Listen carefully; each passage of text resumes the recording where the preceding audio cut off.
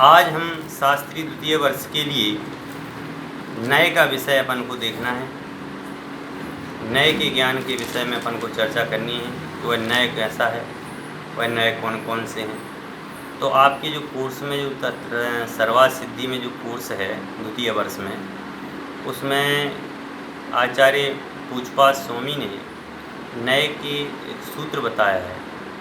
नेगम संग्रह व्यवहार यु सूत्र शब्द समभिरूढ़ई बम भूता नया, कि वह जो नए हैं वह नए जो हैं 7 हैं।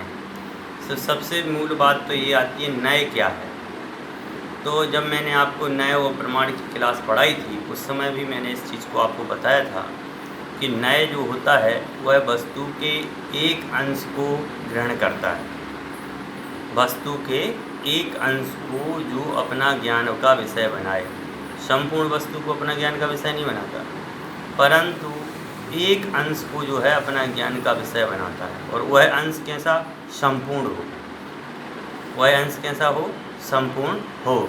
जैसे अपने देश का प्रधानमंत्री है, पूरे देश को देखता है, ठीक है ना, उसकी दृष्टि पूरे देश पर रहती है। परंतु अपने राज्य का मुख्यमंत्री अपने राज्य को देखता है, ग्राम सेवक अपने ग्राम को देखता है, मतलब जो सरपंच होता है वह अपने गांव को देखता है।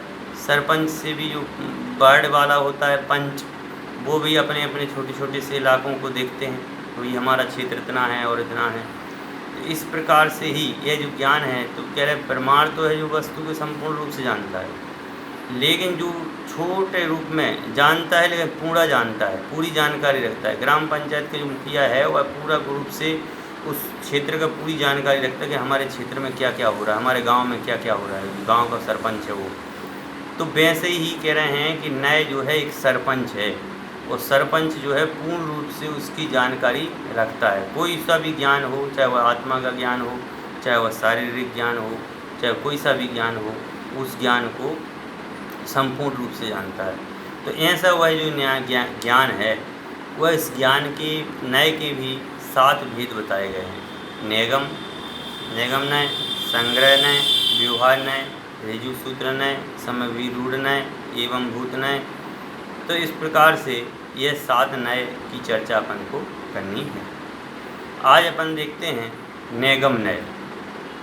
नेगम नय क्या है कि वही कार्य संपन्न हुए बिना संकल्प मात्र को ग्रहण करना। कि कार्य संपन्न हुए बिना, अभी कार्य संपन्न नहीं हुआ है, केवल अभी कार्य प्रारंभ किया गया है, उसको बोलते हैं नेगम नय। मतलब है कार्य संपन्न हुए बिना संकल्प मात्र को ग्रहण करना। संकल्प मात्र लिया है, क्या लिया है?